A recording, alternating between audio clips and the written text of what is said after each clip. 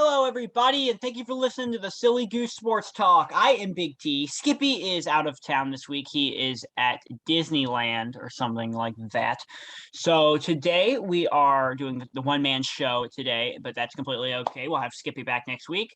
And yeah, let's jump right in. So first off, this week there was a lot of snow.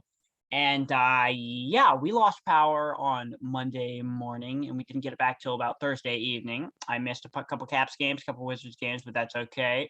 We got it back on Thursday evening and proceeded to see the Caps lose a couple more games. So that's okay. Then we'll jump right into sports in a bit. So yeah, as I just said, Skippy is on vacation.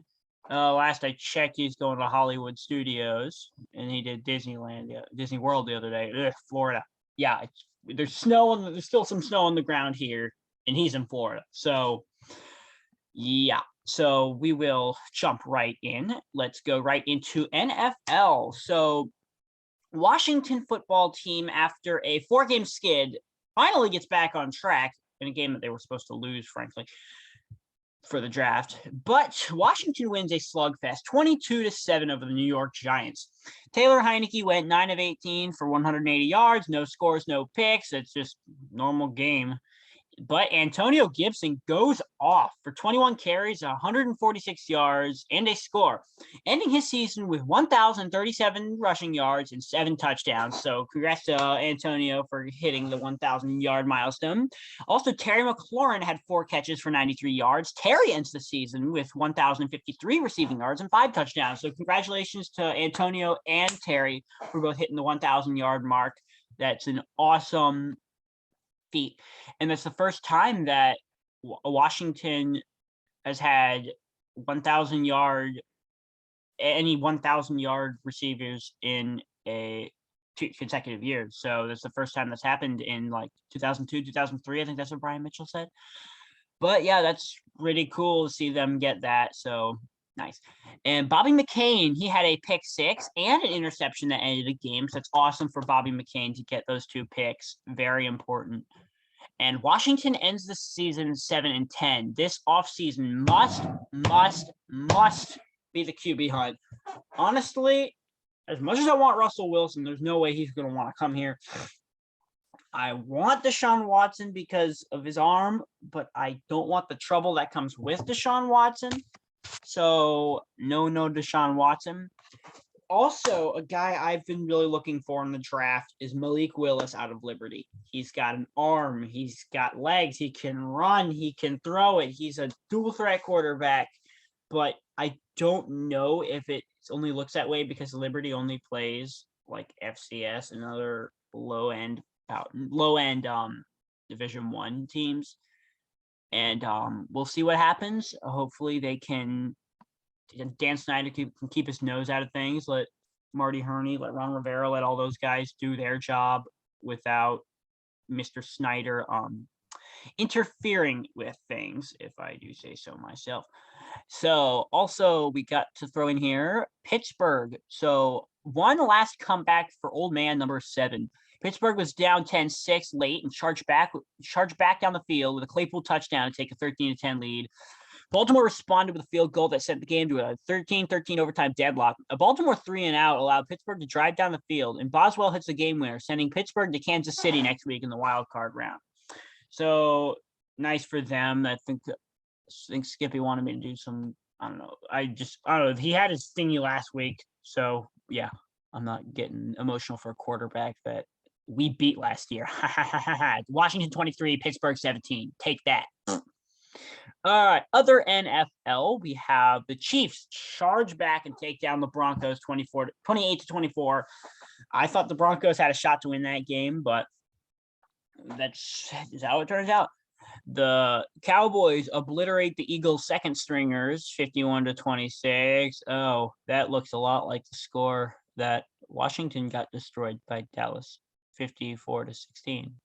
No, 56-14. I apologize. And we got a shocker here. We have the Lions overtaking the Packers 37-10, and Jordan Love did not have a good showing in the second half.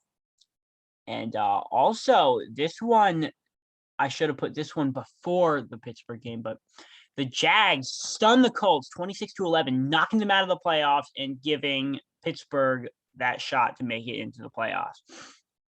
You got the Vikings overtaking the Bears 31-17. You kind of expected that. And then the Titans, they hold off a charge from the Texans, clinching the 1 seed as they win 28-25. We got the Saints beating the Falcons 30-20 to keep their playoff hopes alive. The Seahawks, they stun the Cardinals 38-30. Looks like the Seahawks are getting back on track. The Bills drub the Jets 27-10. That gives them a shot at their division. And you got the Bucs set the Panthers on fire with a 41-17 win. The Dolphins get back on track with a bittersweet 33-24 win over New England, as New England lost and Buffalo won. Buffalo won the AFC East, and that puts the New England in the wild card. The Dolphins, of course, were on their 7-game win streak until they lost last week, and that essentially knocked them out of playoff contention. But yeah, we'll talk about that later. And the 49ers take out the Rams 27-24 in overtime, clinching them a playoff spot, knocking the Saints out. So, yeah. You got the Raiders beating the Chargers in a 35-32 overtime classic, which very, very late in the game. If he misses that field goal, both of those teams make it in the playoffs and knock Pittsburgh out. I don't know what would have happened if the Colts had won that game, and that would have been a very, very, very interesting thing to see. But, you can't have it all. So that's all we got for NFL. We'll go over the playoffs as they happen. And let's see, baseball. We have absolutely nothing. And NHL, there's nothing on Pittsburgh for some reason. But for Capitals, Washington Capitals, the Caps get drubbed by St. Louis 5-1, then drop another overtime game 3-2 to Minnesota. That was a shootout. Though Zach Fucale sets the NHL shutout streak record to start his career, that was really cool. Unfortunately, last night, the Caps played the Bruins. Connor Sheary gets 2 quick goals. Caps are up 2-0. But then, unfortunately, the Bruins go on a hot streak. They score 6 unanswered, and the Caps end up falling 7-3 after an Oshie tally late. That was nice to see Oshie get another goal, but yeah, Washington is on a really rough stretch lately. I think every team's going to have their rough stretch. Every team has their ups and downs. It's just the Caps need to turn things around. They got players on the COVID list. They got players on the injury list. They got to get Anthony Mantha back after that shoulder surgery. You got to get Hagelin, those guys back off the COVID list. You got to just get that rhythm. You need a rhythm. You got Kuznetsov in the box a lot last night. I frankly wish there would have been a lot more fights. I think Tom Wilson could have sparked a thing while it was 4-2, 5-2. And we did end up getting that late Oshie goal, but a momentum changer, a fight would really do that. It fires up the team. And yeah, that's all we got for this. And NBA. Wizards have a last-second loss to the Rockets. Hold on. I don't think I typed this in. We're going to go to the almighty Google to check these Wizards scores. So after that Rockets game, that was a real gut wrencher, unfortunately. They really had a shot to win that one. And then, yeah, so after that Hornets win, yeah, they did lose to the Rockets again. And then they end up losing to the Bulls 130-122. And then on Sunday night, they get back on track with a 102-100 win over the Magic. And tonight, they'll be playing the Thunder. Tomorrow night, they'll be playing the Magic. And then on the 15th, they have the Trailblazers. 17th, they'll have the 76ers. And the 19th, they will be playing the Nets. So come on, Wizards, get back on track. I want to see a Washington team in the playoffs. We're not getting that with the football team. We're not getting that with the Nats. And the rate the Caps are going, we're not getting it with them either. So let's jump right into Skippy's dad jokes. So I don't know if they'll be more cringy. I have not read these yet. Let's check these out. Segment 6, dad jokes. Number 1, what had ears but can't hear? A cornfield. Oh my gosh. What did the plumber say to the singer? Nice pipes. Nice pipes. Okay, that one was pretty funny. Number 3, what do you call a fish with no eyes? A fish. Oh, that one again? Why did the orange lose the race? He ran out of juice. Okay, that one's funny. Why is Peter Pan always flying? Because he never lands. All right, I say the one with either the orange one or the pipe one. I'm not. You guys can settle that in the comment section because I got a national championship in college football to talk about.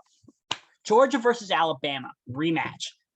SEC championship a couple weeks ago that did not go the best way for Georgia. You had Alabama winning 42-24, but this game was very, very different.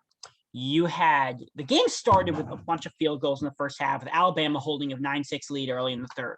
Georgia blocked an Alabama field goal. On the ensuing drive, Stetson Barrett hands off to Zamir White, who takes it to the house. The Tide knock a field goal through to make it 13-12. A controversial incomplete/fumble call gave Alabama the ball in the end zone, and Cameron Tattoo makes the catch in the end zone for the 18-13 Alabama lead. Georgia responds with a bomb to Mitchell to take the lead. Georgia points would reign the rest of the night as a pick six by Keely Ringu essentially ends the game in 33-18. Georgia national championship. So congrats to the Georgia Bulldogs. Down in Georgia, they got a lot of good things happening down there. They have the Atlanta Braves winning the World Series. They got Georgia winning the national championship. They got Chase Elliott about to win the Daytona 500 in February. I'm calling it. Either Elliott or Larson's going to win that, in my opinion. But we will talk about NASCAR when its time comes. So actually, yeah, because there's no college basketball to talk about right now, let's go right into silly season NASCAR minute. All right, so the Brandon Brown saga continues as NASCAR rejects LGB coin from Brandon Motorsports, not letting him make money off of his own name. Almost as bad as the age-old NCAA name, image, and likeness rules. Also, per Bob Pockris, LGB coin is still like sponsoring or endorsing Brown or something like that. They're just not allowed to have a logo on the car. So thanks to Bob Pockris for that information. Hashtag stand with Brandon. Let's go. And Ryan Preece announced as SHR Stewart-Haas Racing's backup driver, probably to replace Kevin Harvick in 2024. So that's really cool. I want to see. It's nice to see Ryan Preece getting a top ride. But because he had a couple really good, did a couple Xfinity wins a couple years back with Joe Gibbs Racing. He had that Nashville win in Truck Series last year. That was awesome with David Gillen. That was really nice to see David Gillen put him in that truck.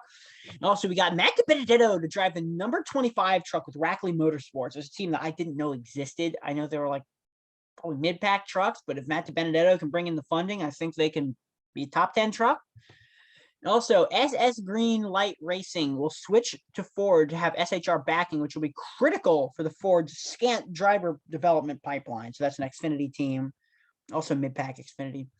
And also, this is probably the biggest news of the week. Drivers did a Goodyear tire test at the newly reconfigured Atlanta Motor Speedway, which seems to handle like a super speedway. Per Kurt Busch, the new driver of number 45, 2311 racing car, Kurt Busch says, in NASCAR, we have our Daytona and Talladega style track, and those are on 2.5 and 2.66 mile tracks, explained Busch. This is a mile and a half. Things are going to be moving quicker. You're going to be digesting things faster. Ross Chastain, driver of the number 1 Trackhouse car, added, it's going to be maybe like Daytona before they repaved it. Before they repaved Daytona, guys would have to have a good handling cars as well as a super speedway car that would draft good. You're going to have a combination of that here. You're going to have a lot of friends, and I probably need to get to work on that because I don't know that I have that many. As you know, Ross Chastain really ticked off Kyle Busch at Atlanta last year. Same track. That was funny to get his brother Kurt Busch to get the win. So that was cool, if I just say so myself. So that is it for NASCAR this week. We'll hop right back in next week to see more silly season news. Anything else that pops on the radar? Let's actually check the Google right here, see if there's any more NASCAR news. Dale Jr. is thankful to drive for Hendrick at Daytona Test. That's really cool to see that. Almirola to call time on NASCAR career at the end of 22. No, man. Oh, well, looks like Almirola will be retiring at the end of 2022, and that seems from a racer. You know what? We will. I don't know if that's a viable source, so we will talk about that more next week to see if we can confirm that source. And that's all we got for NASCAR this week. Segment 9, we have the potatoes of the week and stuff like that. All right. So the potato of the week this week is the Colts choking against the Jaguars and missing out in the playoffs. And our sweet potato is Roethlisberger having one last comeback drive versus Baltimore. And our silly goose is Bobby McCain with 2 picks for Washington. Let's go, Bobby McCain.